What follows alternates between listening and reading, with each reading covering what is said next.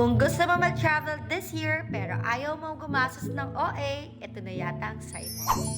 Recently, mas gusto ko na mag-invest sa experiences, memories, and moments na talagang mag-e-enjoy ako and masusulit ko.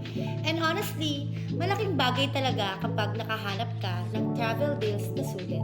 Kaya lately, gumagamit ako ng trip.com for flights and hotels kasi ang daming deals. Imagine, one-way all-in tickets na from Manila to Cebu, Boracay, Hong Kong, Taipei, and Hanoi starting at 555 pesos lang.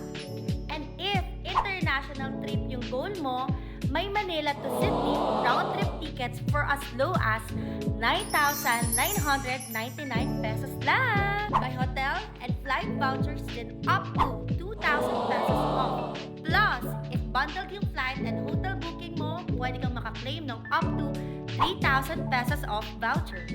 And may flight coupon discounts up to 8% off until May 10.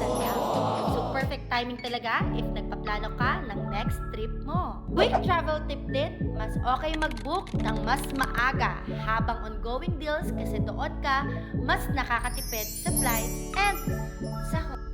So, if hinihintay mo yung sign para i-book na yung next travel adventure mo, ito na yon.